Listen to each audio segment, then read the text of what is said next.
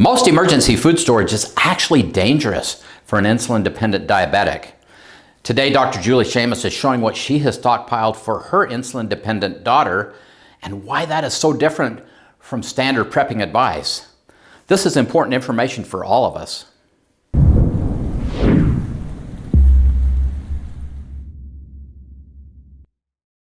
Hey, Provident Preppers, I'm Kylene. And I'm Jonathan, and today we are so excited to be back with Julie SHAMAS'S. She's an emergency room doc, and she has a wealth of information for us. And today we're talking about an extremely important topic, and that of how to take care of diabetic needs in a crisis. So, Julie, teach us a little bit more, reintroduce yourself, and then let's jump into this. Hi. Well, thank you so much, Jonathan. That was very sweet. So I am Dr. Julie SHAMAS'S. I'm an emergency physician. I've been in practice for a couple decades. I've taken care of many diabetics over the years. That's sort of meat and potatoes in the emergency room. And more importantly is that my daughter is a insulin-dependent diabetic. She was diagnosed when she was 9, and my sister's daughter is also an insulin diabetic. She lives about a half mile away, and she was diagnosed when she was 5, I think. And my husband's sister's daughter is also an insulin-dependent diabetic. So we're pretty good at this. We have a lot of experience on the patient side, not just on the physician side. And it's different. It's very different living this on the ground than it is being the physician teaching in my emergency room. And we live this every day. That's sort of who we are and who I am. And yeah. So one of the really cool things that we've been talking about, our audience really wants to know how to create an emergency food supply, buckets that are portable, right? Specifically for the diabetic, because most food storage plans, what most preppers do, would not end well for a diabetic. And so we have some real specialized foods that we need, and you are the perfect person to teach us that. So teach away. I think the first thing that you have to understand is a little bit about diabetes. Diabetes is a very big tag, and it covers a lot of things. And most importantly is there's a couple very specifically different type of diabetes, and it makes a difference because how they manage their diabetes and what they can eat easily in an emergency situation are very different. And there's a lot of what really is most worried. There's a lot of misinformation out there. You hear a lot of people talking about herbal remedies and just do this and just do that. And let's be very clear. While there is a role for homeopathic medicine in anything, if you're truly an insulin-dependent diabetic or even a diabetic reliant on medication, you can't substitute. If there was an easy substitute, we'd all be doing it. And as the mother and the aunt to these 3 kids, let me tell you, if there was a magic bullet, we would be all over that, and there isn't. So you really, truly have to have your medication. You have to utilize it appropriately and know how to adjust it, especially in a crisis. And you have to eat the right foods. And that is a little different than what we hear a lot of times. So before I go into that, let's talk about what you need to know, okay? There are about 38 million diabetics in the world. Of those, which is 11% of the world's population. So 1 in 10, more than 1 in 10 people in the world are diabetic. We know this. Everybody knows someone who's diabetic. The ones that we're going to focus a little bit more on, and again, you're going to adapt what we're going to talk today to your personal needs. You may not be insulin dependent. You might have a family member that's just on pills, and you're going to adapt it, but we're going to focus a little bit. Insulin-dependent diabetics, for the most part, are making no or almost no insulin, meaning the well is dry, right? There's no way to adjust that with diet. There's nothing you can do. You've got to have insulin, just flat out have to have insulin, or you're going to get very, very, very sick, very, very, very fast. And quite honestly, you will die if you don't have your medicine. Like there's no sugarcoating this, right? You must have your medication all the time. Type 2 diabetics either don't produce enough insulin, but they're making kind of sort of some, or they aren't able to use it well. And that's sort of the gist of it. So the well is dry, or the well is making chocolate milk and it doesn't know how to use it, right? Like it's just not doing it right. And that's a bit of a stretch. And then there's gestational diabetics, and I'm not going to go into that. But the gist of it is really have to have insulin, or maybe I can take a pill and work with diet are very different things. And there's no herbal anything to fix that, unfortunately. It is what it is. You have to have your medicine.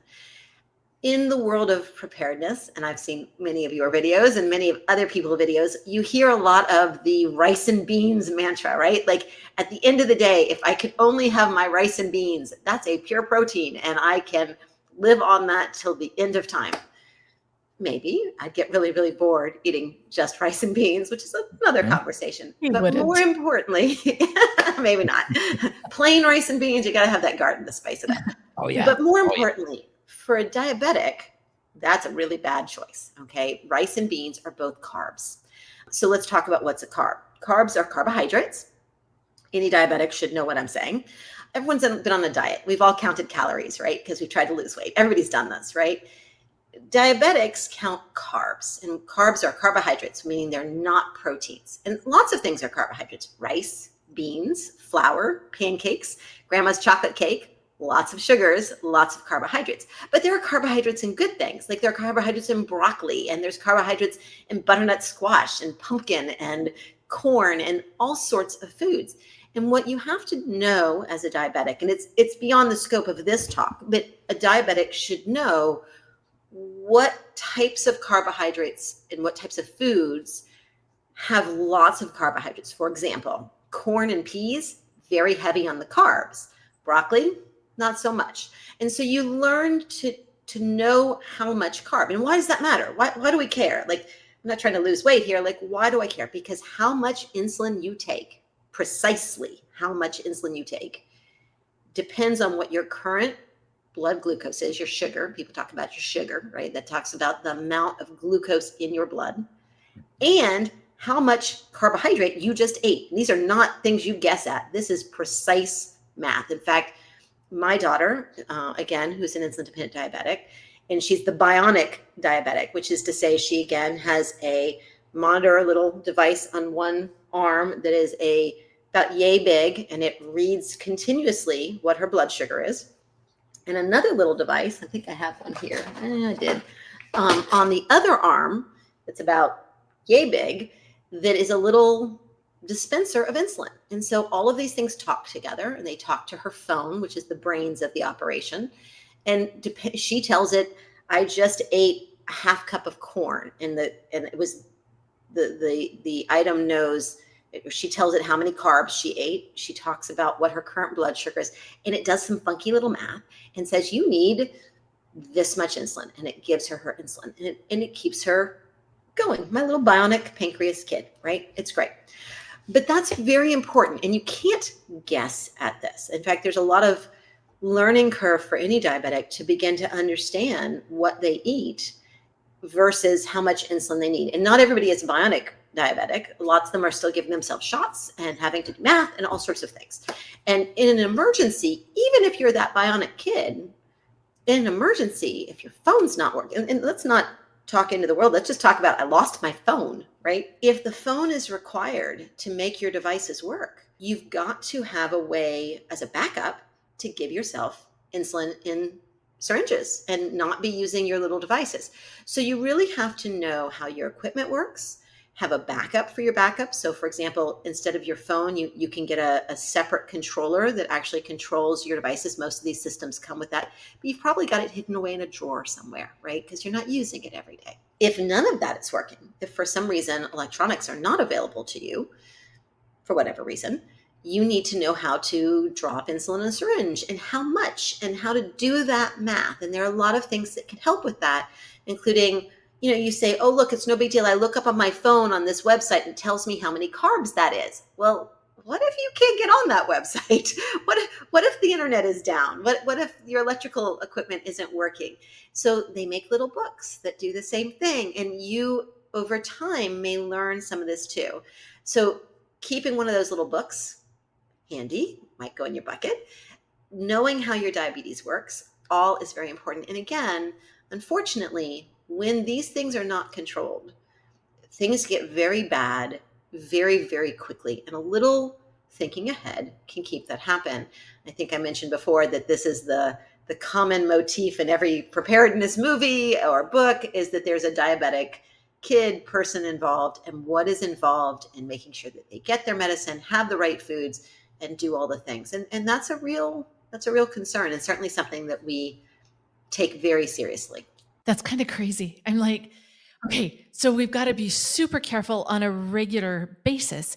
But now disaster strikes, and we've got to make sure that we have the right food for our sweet diabetic family member. What do you recommend? What do we do?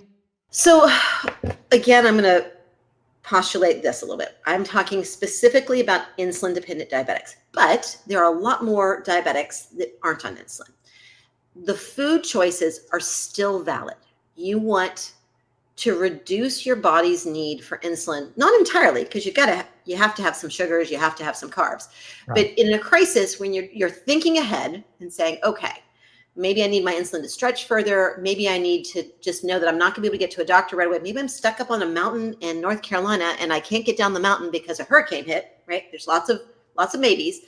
How do I control my diet in such a way that whatever I can do lasts as long as possible and maintains my status quo and my healthy state as much as possible? And I think that's sort of what we're talking about. So I want to tell you, this is not medical advice. You should speak to your doctor. We'll talk about that a little bit later, but it needs to be tailored to your particular diabetes, because even two people who need insulin may have very different metabolic rates and have different carb ratios. Not going to go into that. Your doctor can explain that to you. But as a diabetic, you should know those words, carb ratio. All right. It has to do with how much I can put in my mouth to the ratio of how much insulin in terms of carbohydrates. And it's different for everybody. So I can't give you advice. Only your doctor can, right? These are things you need to know. Okay, so what are we looking to eat, right? First of all, we're not going to eat anything. We're going to drink. You're going to be hot, stressed. You need water. You need lots of water. There's a lot of recommendations out there talking about a gallon a day, maybe 3 gallons a day of water. But the reality is, as a diabetic, you probably need even more. We certainly consider that. Why? Well, forget food for a second. Diabetics are prone to infection, right? Not having clean feet, not having clean skin, having a cut that didn't get cleaned properly, all introduces infection into the body. You're out roughing it outside because you're trying to clean up after a disaster. You're not, you're sweating, you're hot. Staying clean and staying hydrated for a diabetic is 10 times more important than for your average person. Aside from the cleanliness and the infection concerns, diabetics who become dehydrated are much more likely to go into what's called DKA, or diabetic ketoacidosis, and they get very, very sick. It can be avoided. Eat the right things, take your insulin, and stay well and truly hydrated. So when you stock your water, bear that in mind. You need more than the typical Red Cross recommended amount of water. You need a significant amount more, and you want to plan perhaps longer term, where your average person might get away with 3 days. As a diabetic, you're going to need more. Okay. So that's water. Food. Okay. Without going into specifics, let's talk in generalities. You want to have a couple different things. You want to have protein-rich meals. Why? Well, fewer carbohydrates, more protein, means that you need less insulin to balance out the carbohydrates, right? So my daughter loves to eat steak, chicken, all those things. She's not fond of jerky, which is unfortunate because that's a great option here. You want to find things in advance that you like to eat, because if you don't like it, you're try to get a 5-year-old insulin-dependent diabetic to eat a food they don't like on a good day, much less in a crisis scenario, right? So you want to make sure that they like it, that it's heavy on the protein. So canned meats or freeze-dried meats, chicken, pork, hamburger meat, all of those things. Cheese, right? Cheese is pure protein. There's no carbohydrate in cheese. Same thing with milk. So any milk derivative, yogurt, those sorts of things. While they may be high in calories, and we could have a whole different conversation about that, they're not high in carbohydrates. So you may need that energy consumption if you're stressed. So calories are fine in this particular instance, but you need them to be high protein, low carb. Now, does that mean you can't have any carbs at all? Absolutely not. All right. First of all, your body needs carbohydrates. Second of all, you'd probably, go a little crazy if you didn't have some carbohydrates. At least my children would. But you have to be cognizant of what they are.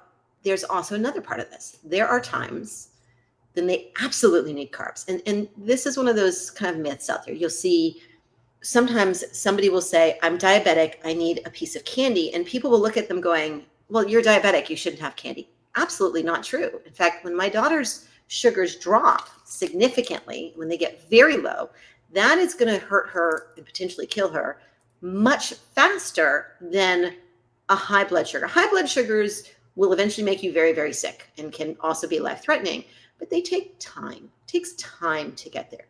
A blood sugar that is dropping can happen in minutes, and you can have a life-threatening emergency in minutes. So you need to have something very sweet, high sugar content. Now, you can get prescriptions for glucose tablets and things like that. We use these. They're little Smarties candies. I wonder if I can get it where you can see it. It's coming up on Halloween, right? So you'll see these all over the place. These are great. And look, pick your poison, pick your sugar of choice, pick your chocolate of choice, but whatever works for you. But what's nice about these is anyone that's ever had Smarties, right? They're basically pure sugar. They are essentially pure sugar. But what's nice is it's broken up into lots of little tiny candies. And if you know, and I do, that this is 6 carbs of candies, and you're trying to do precise math for the engineers in the room, right? Mm-hmm. It's nicely divided, right? And so I can say, okay, I need 3 carbs. And so it's a half of this. For kids especially, this is fantastic. And it's very easy to get that precise amount of sugar so you don't overshoot, right? So there's a time and a place that you absolutely need sugar. There's also a time and a place where you need longer acting carbs. So a lot of diabetics will have little Ritz crackers. My daughter has these in her purse all the time, because while the candy will get your sugar up real fast, you need something to maintain it, right? So fast and quick, but gone, longer acting. And so having these sorts of foods as part of your diabetic preparedness is just as important as getting the right foods that you're eating healthy all the time. So I would say these are your emergencies, and we have these everywhere, everywhere. Every purse, every bag, every car, everywhere. That being said, and kind of getting that out of the way, what about what you really need to eat? I'm planning that I'm going to be stuck in my home for 3 days in a snowstorm, or whatever it's going to be. I've got water. I've got my emergency sugar and crackers, but I want to eat relatively healthy. Okay, well, high proteins, cans of meats. Freeze-dried meats are great too. Make sure you accommodate enough water to balance that out too. It doesn't mean you can't eat other things. So think about things like, all right, if you like chili, maybe you choose the chili without beans, right? You have a can of beanless chili instead of with beans. Or even if you do have the beans, know what you're eating, know the carbs. And so you can do that. I'm going to go into different foods in a second, but I want to talk about for a second making choices. So I told you there'd be show and tell. So this is just, I happen to have these around the house. They're Mountain House, freeze-dried, ready-to-go meals. I think everybody in your channel should know what these are. What is interesting, and you can't see it really well, but over here, when you're reading through all of the good stuff, somewhere over here, we'll talk about carbohydrates, right? You don't have to read that. My eyes won't be able to read this. But one is a breakfast skillet, so eggs, high in protein, right? And there's probably some other things in here there's some potatoes, but the core of this is eggs, right? This one is Mexican style adobo rice and chicken. So there's some chicken in there, but most of this is going to be rice, okay? That's just the nature of it. When you look at them side by side, right? And it's the same amount of food, right? You're going to get filled up either way. So you're making a choice here. We plan ahead a little bit. The egg, the carbohydrate for a serving, I'm going to do the big serving because nobody eats half of one of these, for the record. And that's important. When you're making plans for meals, don't be fooled. So this will tell you that there's 2 servings of food in here. Ain't no way, okay? There is not a person on the planet when they are hungry that's going to eat only half of this. I've had many of these, And a reasonable portion of food is the whole thing, especially when you're stressed out, right? And you're hungry. So make sure when you do your math and you're thinking that you're looking at the complete package and not the Habsy package. It's like the crackers that says that there's 3 servings in this little packet of crackers, really kind of fun. The difference though is, so this one for the whole packet for the eggs is 46 grams of carbs. And I'm just using this as an example. Whereas the rice is almost 80. Okay. So you can imagine, and this is, again, we're not marketing Mountain House, or this is literally what I had in my pantry 5 minutes before we did this talk. You can see that if you're planning ahead and you're trying to conserve your insulin and use it judiciously and never skimp on your insulin. Let me say that one more time. Do not skimp on the insulin. Plan ahead so you don't have to. But skipping insulin, skimping on you're going to end up very, very sick. Okay. I'm not giving you advice. I'm telling you, never skimp on your insulin. All right. That being said, when you go to make your choice as to what to stock, if you have to do a prepackaged meal, go with the one that has the fewer carbs. So find something that's egg, cheese, protein, and better yet, and I know you're going to love this one, and I just brought this as an example. So these are freeze-dried meatballs, right? There's a tiny bit of carb in these because they were meatballs, but it's almost all protein. And you can make your own meals of what you like, or get someone to do it for you, and make sure that those are very high protein. So when you're choosing your foods, think about those things. Okay, so what do you eat? Well, eggs are great. Cheese is great. Prepackaged meals that are, like you could have an egg scramble, just get rid of the potatoes. So eggs and bell peppers and onions and sausage and spices and like whatever you want, freeze dried into a fantastic meal. And sure, there's going to be a teeny bit of carb in there because you've got some veggies in, but it's filling and it's great for you and it's healthy. And frankly, that's how you should be eating every day. Anyway, make twice your breakfast one day and put it aside if you have a freeze dryer. If you don't and you have to buy prepackaged, look and pay attention to what you're choosing. For snacks, think about things like meat and cheese roll-ups, or they make cheese-based, purely cheese-based sort of like chips, if you know what I'm talking about. I don't have any with me, but they make those sort of chips. You can have carbs, but think appropriately. And I would say to you, whatever you're eating every day, if you're following a good, healthy diabetic diet, right, assuming you're doing what you're supposed to do, then those are the foods that you would want in a crisis. You just want to have them prepared in such a way that they take care of. Now, I will tell you that I know you have chocolate. My go-to must-have in a crisis for hurricanes is brown sugar Pop-Tarts. Like that's my stress food, right? Those are horrible for you. They are absolutely terrible for me. And I don't do it much with it. But when a hurricane is a-coming, I have to admit there's a box like there. You know, like we all have our stress foods, right? Yeah, we do. So make sure, and nobody says you can't have a stress food. Like you absolutely can, but all things in moderation, right? And be aware of what you're eating. And so I would say to you this, if you're going to use these guys, this is easy because it will tell you the carbs. It's right here. If you are freeze drying food or putting aside even rice and beans, one of the things we do in my household is a lot of people will like put beans in a container and say 6 cups of beans. And maybe you're worried about calories and you're like, I don't know, it's 110 calories per half cup or something like that. We do that. And then we write down how many carbs per serving. Because then when you're stressed, you're not trying to look it up because you may not have access to whatever you're doing. So if you're going to package your own food, and we can go into those foods a little more, if you're going to package your own food, take a moment, write it down, make your life easy in the long run, because you know you're going to be busy, you're going to be stressed, even if you're just snowed in or stuck somewhere with a hurricane. There's so much else going on in your head at that moment in time. It's one less thing to have to worry about. So write down the carbs, make sure you have those. You might even have a little piece of paper with the various food written on it and have the carbs written down there so you can pick and choose. It just takes a little thinking ahead. Okay, with the Mountain House, I personally can't eat the Mountain House. Okay. And it's because of the amount of chemicals and stuff that's in it. It makes me not feel well. And is there a salt issue? Yes, there's absolutely a salt issue. And I'm without going too far. And again, diabetes, dehydration, and salt will make you dehydrated. Now, salt's not going to make you dehydrated in 5 minutes, guys. So let's be realistic. But should you be doing a lot of these all the time? Absolutely not. Can you eat a couple in a crisis for a few days? Sure. Just drink lots of water. Like, make sure you balance it out. And yes, they are not the healthiest things on the planet. You should not be eating these 3 meals a day for your regular eating behavior. Now, I will tell you, when I worked in the emergency room, I periodically kept some of these nearby when I didn't have time to go eat, and I would just grab them and throw some water in them. But that was for a crisis. Fun story, and whether it's this brand or any other, and I'll throw this out there. One of the things that's kind of cool about these, and true for anything that's frozen, that's freeze-dried, that you've made yourself, at least in Florida, if you fill this with the appropriate amount of water and stick it outside on your back deck in Florida, even if the water is cold, it's cooked in 45 minutes, like edible, ready to eat with the food.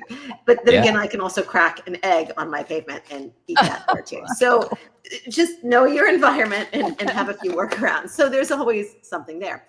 Now, for my family, I certainly have these for a crisis. And if we had to do something quickly, we would do that. But the better food would be to think ahead and do it for yourself. So if you're going to choose good foods ahead of time, let's pick things you like and things that are high in protein. So, and that can be snacks. So, because you don't always want a big meal. So you're snacking, you're nervous snacking. There's a lot going on. One thing I want to preface for all of these foods, with the exception of anything that's freeze-dried, diabetes and management of diabetes, unlike some of the other forms of preparedness, where people will prep it, put it away, and not think about it for years at a time, that will never be true. You need to be rotating every 4 to 6 months. Why? Well, medicines, right? Your equipment will expire. There's all sorts of stuff you have to be, aware of. And a lot of the snacks are things like nuts. And nuts are great, high protein, low carb snacks, but they go rancid, right? So you can't pack it away and ignore it forever. 4 to 6 months, sure. Be aware if you're putting these snacks in a hot car, Florida, if they're in a hot car, you may have to rapidly rotate those even more rapidly, because the heat and the rancidity are not your friends. But what can you eat? Every diabetic has a carb ratio. They should be told from their doctor, you can have this many carbs and not take any insulin at all. Like, everyone has this magic number. My daughter, I think these days it's like 11. It's been as low as 9 and it's been as high as 13. Well, what does that mean? That means I can have a snack that when I read the little magic label here, when I read a carb, I look at that number. And if that number is my carb ratio or lower, I don't have to take insulin, and I can have my snacky snack a few times a day. You can't have 10 of them, but 2 or 3 times a day, right? So, for example, the little Smart Pop popcorns that are only, I think those are like 12 carbs. I'd have to go look. Jerky's pure protein. Nuts. The dried edamame. Edamame is a great, those for someone who doesn't know, those are the soybeans that you can either cook and eat them in the pods, or you can get them dried as a snack, as a substitute for like chips. Very low carbs. Like a big serving of edamame is like 1 or 2 carbs. They make the little cheese puffs that are made out of pure cheese that are sort of a substitute for potato chips, but it's pure protein because cheese is just protein. This isn't something you can really keep refrigerated. That you can keep in a bucket, but what I would recommend is the same place you keep your insulin, those little tiny cheese bars, they're like snack size cheese bars, little cheddar or whatever. You could keep that where you keep your insulin, right? And we'll talk about that later. And when you go to grab your insulin, you can grab cheese bars at the same time. And again, pure protein, no carbs. You can have as many as you want for the short term. And there are a lot of other snacks out there. And I'm guessing if you're a diabetic, you probably have your favorite snacks, things that you eat every day as a diabetic and know your carb ratio for. So think about those foods. Like, everyone likes different things. My daughter hates cheese. She's a diabetic, and she hates cheese and she hates jerky, which makes life very complicated sometimes. Yeah. But there are other things she likes, like edamame. Okay, so that's snacks. What about food? Like, just, I need food for a couple days. We talked about the freeze-dried stuff, but they're kind of expensive, right? Though they can be $12 or $15 a pop or more just to have one of those meals. And they're lovely if you can do them, but they're kind of pricey. There are ways to bring those prices down, but in general, they're pricey. Well, everyone talks about canned foods. Well, there are things you can do. And again, you're going to apply that same thought process. So a can of chili versus a can of chili with beans are going to have different carbs on them, right? So pick the one you like. You might choose to do something like a little beef stew, but look at one that has fewer potatoes instead of the others. Or just acknowledge you're going to have some carbs and treat it appropriately, okay? Things you have to be careful of. Everyone likes to talk about like cans of fruit. Well, those are really high in carbs. The sugars are carbs, and like a can of pears or a can of mandarin oranges, they taste delicious, but boy, are they high. So you that might not be a good choice, right? Rice dishes, bean dishes, again, you're going to kind of stay away from it. If you can have scrambled eggs in some format, that's great. If you can do hard-boiled eggs ahead of time, if that's something that's hard to kind of keep those on hand, but hard-boiled eggs are pure protein and they're snackable. If you're prepping meals like with a freeze dryer, think about things like fajita meat with peppers without rice, and that would be delicious. You can put lots of spices in there, make it taste really good. When you do these sorts of things, you just want to prep the meat very small so that it rehydrates quickly, but you could make your own Mountain House or Peak Refuel or whatever brand you want, but you can make it yourself and just leave out the carbohydrates. The other thing I've seen a lot of people do, you can do it either just refrigerated, or if you're looking for long-term, you can do it with a freeze dryer, is you take meat and cheese and make like a meat and cheese sandwich roll up without the bread, and take a piece of ham and some cheddar cheese and roll it up and then freeze dry that. And it's a pure protein snack. Then you can look at things like a sausage and okra gumbo without a whole lot of rice. You could do, certainly you can have milk. We talked about having freeze-dried milk on hand. It's the cereals that are going to get you. So you want to kind of really reduce those cereals. You know, I need to say one other thing. You're going to hear a lot of people talk about keto when it comes to diabetes, right? That you should follow a keto diet. And keto is a lovely thing. It has no relevance for an insulin-dependent diabetic.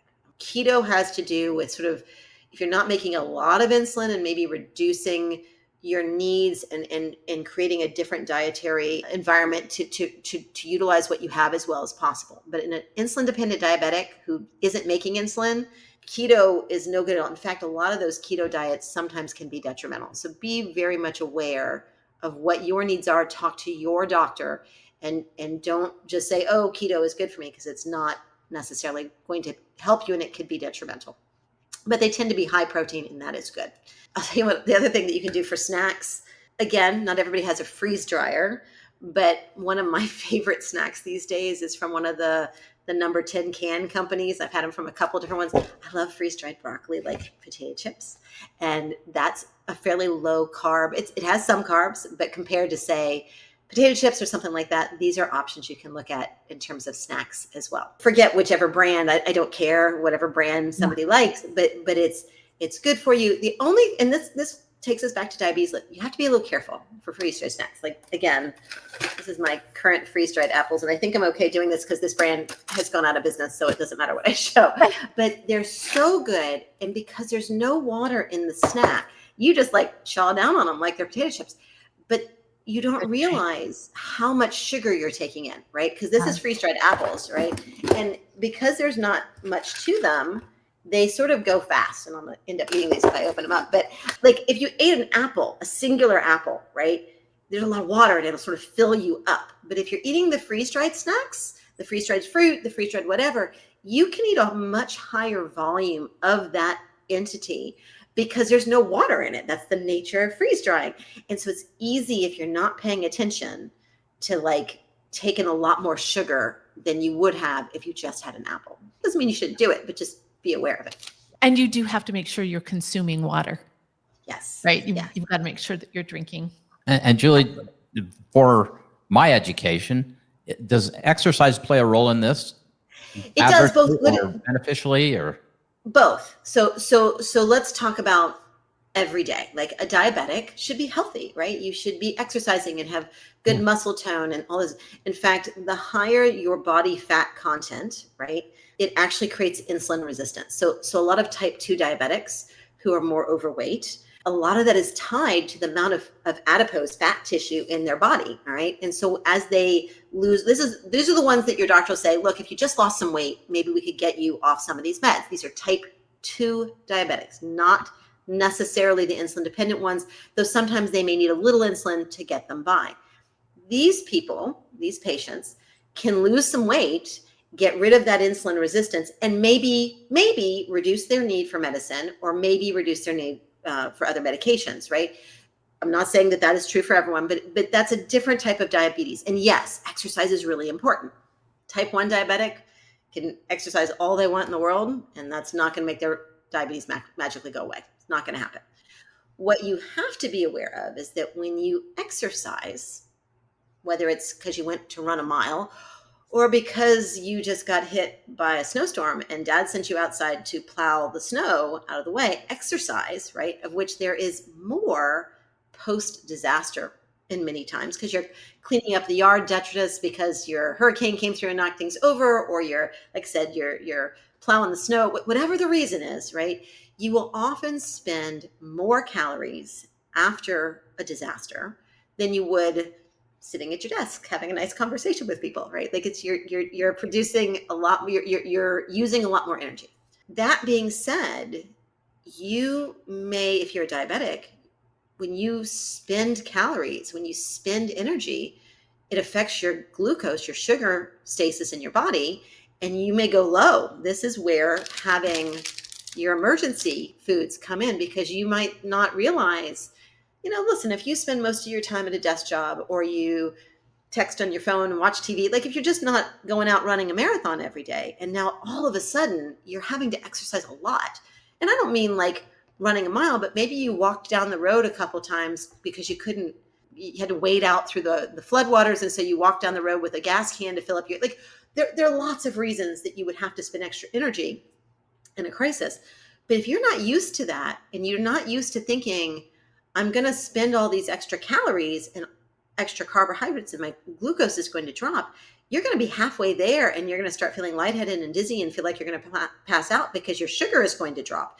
And so not having planned ahead to have those foods on hand, or just to think about the fact that you might have to watch your sugar a little closer if you're having a different level of activity, is really important. And that's why putting those things in the container, your food kit, is really, really important.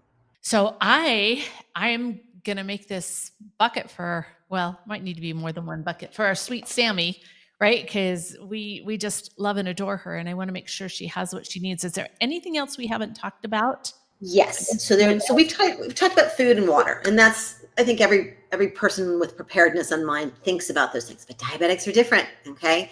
So I want to back up from the bucket mentality, because unfortunately there is no bucket in the world that is going to prepare everything a diabetic needs, or an insulin dependent diabetic needs, because we've got stuff that has to be refrigerated, right? Insulin has to be refrigerated. Well, let me rephrase that. Insulin has to be refrigerated to last a year. Once you take a vial out of the fridge, it only lasts 30 days, but it's good for those 30 days. So a lot of us have like pens that we use for insulin, or vials, which means that from the moment it leaves the fridge, you have 30 days in a crisis, right? 30 days to get yourself to a refrigerator. So there's no reason you can't take some of that insulin out and put it in a not refrigerated space. But insulin's expensive, and you may not want to lose all your insulin supply, because you're going to go through more than that. Like it's going to last you longer than a month. So one thing you need to consider when you're putting a kit bucket mentality together is you can have that bucket or that fixed area, but wherever you keep your insulin, we actually have like a little tiny fridge that we keep most of ours in, just to keep it out of the main fridge.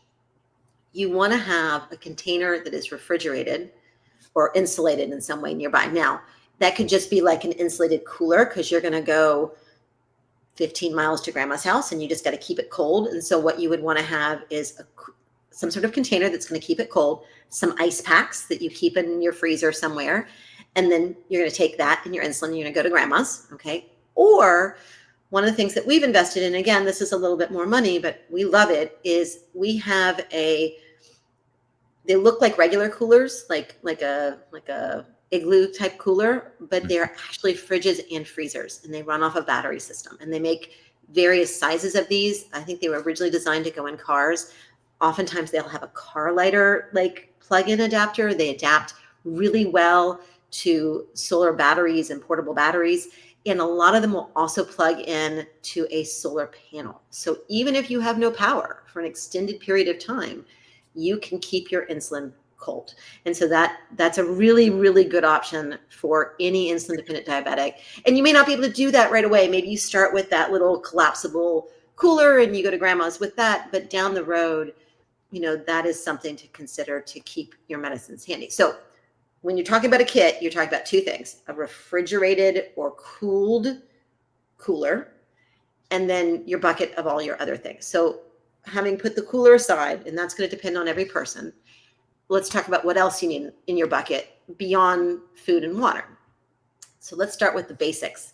You've got to have a way to check your sugar. So I have one, I think, here. So this is my daughter's little kit. She carries this in her purse, but it's got her monitor, and typical, like it doesn't have the rest of the stuff that it's supposed to have in it because my daughter has not refilled it. So, but it should have a little baggie of stylettes, and it should have the strips, which she has right here, all the things you need, alcohol swabs, all the things you should do. And this is typical of a teenager.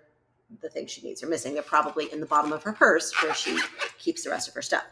She also keeps an insulin pen with that too. So those are things that you probably have in your purse or your everyday carry bag. If you're a guy, like those are things that you probably have with you all the time. But redundancy is everything. So you're in a fluster, you're trying to get out of the house really quickly, there's a fire, whatever the reason is, to grab your kit, but you left your purse behind. So having that second kit in your bag is really important. And these have batteries in them. I would recommend that the one you have in your kit has the batteries in a separate baggie and has extra batteries, because you never know when that will fail. But you don't want, again, in every 6 months or 4 months, you're going to take these out and you're going to check and make sure everything works. But you want all of the bits and pieces that you need to check your sugar. And you also, a really good thing would be, because I literally just stuck myself because my daughter didn't do this, a little SHARPS container. Oh yeah. It's a good thing she's my kid. You want a little SHARPS container. Okay. So, and be aware, you may be in a shelter, and the last thing anybody needs is to see what could be, this is a blood supply. Like you have to keep these things away from other people. So a little SHARPS container, all of the things you need, any extra medicines that don't have to be refrigerated. So maybe you're on metformin or something like that. So those sorts of things, you could keep a supply of extra pills in your bucket, just rotate them as need be. Okay. I think you should have a secondary, like the little rubber band type diabetic bracelets, because you might be in a shelter or somewhere where people don't really know you. And if suddenly you're acting funny, they're not going to know that you're acting funny because your sugar is dropping. They might just think you're drunk or something fun. This is a common misunderstanding. So It's really important. And again, you're running out of the house, you're in a crisis, you didn't grab your jewelry. So keep a diabetic bracelet in there so that people know what we're talking about. I also like the idea of a Sharpie marker so that you can, you might even just write, I'm diabetic on your arm, or an emergency contact. If it's a kid, for us, when she was younger, a little kid is not going to say, hey, I'm diabetic, but they might walk up to someone and say, I don't feel good. And on their arm, it says, I'm diabetic, call mom, and there's a number there. And parents are busy in this, they're on the phone, they're trying to set up, for whatever crisis.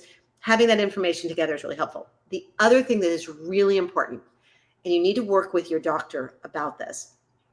Remember, maybe you are used to having that little insulin dispersal system, but it's not working, or you've had to switch to your pens and you've had to switch to giving yourself insulin a different way.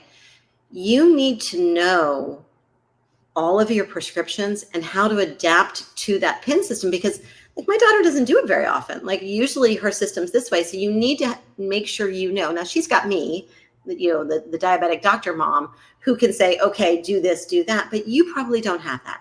So write it down, sit down with your doctor and say, okay, I know that you have me on this really bionic, cool system, but if tomorrow that's not working and I have to give myself insulin in a syringe, and always ask to have extra insulin syringes on hand. Most doctors will let you have this because it is true emergency if you don't. Say, I'd like to keep a supply of syringes. I'd like to keep a supply of the needles and all the things that go with it, and just some plain insulin for emergencies. Have them not just give you those things, write down what you're supposed to do with them and have it written down in your bucket. If my sugar is such and such and such, sugar being glucose, I should take this many units, and have it written down, because again, in a crisis, you may not know what you're supposed to do, right? You get flustered, and these are things that if you make a mistake, even on a normal day, and give yourself too much insulin, you can get very sick very fast. So make sure you've written it down. And I would highly suggest having, again, I'm going to cover them up a little bit here, those written copies of your prescriptions in the bucket, and update them anytime you have to get new ones. But that way, what if you've had to go to a different town? You've evacuated because of flood, fire, snow, whatever, and now you're halfway across the state or staying with a friend somewhere else, and you've got to go to the pharmacy, and they go, well, what's your prescription? We can't communicate with yours because communication isn't working really well. You want that hard copy prescription to say, here's what I need. It makes life just that much easier if you have all that information. You also want to have a couple things. If your device is going to control your insulin system, make sure you have a backup charger. Make sure you have the cords that you need, maybe a couple different cords. They make some really cool little kits now that have like all the different cordage in them, so that you can connect to a car or somewhere else, and that you have what you need to keep your devices going. Because if you're that bionic kid, you got to plug in. Like, my kid's a robot. I have to plug her into the wall. It's just the way the world works. But she's very good at that. But make sure that you have all of the cordage and chargers. There's one particular, like this one is pretty cool. It's a little backup battery system, and it has like all these different types of cords in one.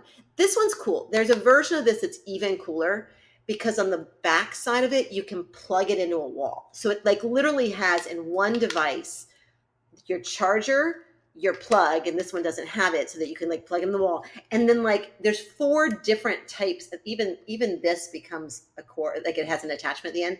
And plus you can charge it a couple different ways. So these are amazing, because you can, no matter where you are or what you're doing, in a single device, you can keep power going for a diabetic. And like phones even run out of power throughout the day, sometimes with my daughter. And so we have to have something available to keep her going, or it's an immediate crisis.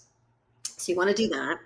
If you're going to do the fridge the way we talked about, consider having some backup batteries for it, or a little solar panel, like a small, like 40-watt panel, or bigger, depending on what your setup is like. But for portability, anything over 100 starts to get a little bulky. But it'll keep your fridge running, it'll keep your devices running, and as a diabetic, you need all those things. But again, that's sort of the advanced class. So the starter course is to just make sure you've got something like this in your bag. We talked about hydration. Oh, one thing to talk about with hydration are those, I don't know if I mentioned, the electrolyte packages that go with them, because that will also help with dehydration. Just make sure they're sugar-free, all right? Crystal Light makes them, Gatorade makes them. There's like a dozen brands out there that do them. So 2 things, make sure that they are sugar-free, and make sure you like the way they taste. Like, my kids have tried a lot of them, and I'd say they only like 20% of them. So don't guess, pick the ones that you know that you will actually drink when the time comes. And having a little water purification bottle or something to go with that is probably a great idea too. When you get a water purification small bottle, Berkey or any of those variety. In fact, I have one I want my daughter to keep. This is a Catadine, because it kind of folds down to nothing and can go in her purse. But some of them will take the electrolytes out of the water. So you just have to make sure.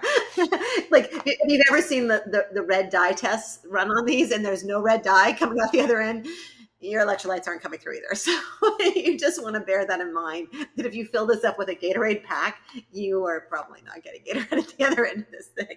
This lends itself sort of to your everyday carry for a diabetic, but I think it lends itself to a food kit as well. Remember I talked about having a copy of your prescriptions. So if you have a phone, where's my phone? If you've got your phone and you've got your little whatever first case, you can sort of see mine here. On the back between the phone and your case as a diabetic, do a couple things. One, have a copy of your prescriptions. You always have a hard copy of your prescriptions.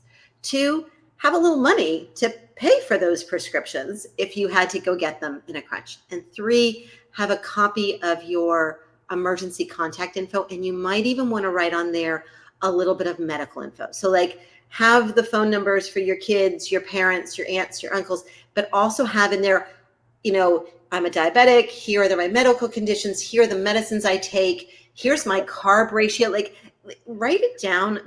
You can't actually read this on here because it's written so tiny, like it's impossible to see unless you get up close and look at it. But it means that I have all of that data there all the time, so that if there's a crisis, and the one thing in this day and age that we always have with us, always, is our phone. Like you may leave your purse at home, or but God help you, you always have your phone with you. Like the first thing you grab is not your cat, it's your phone as you go out the door.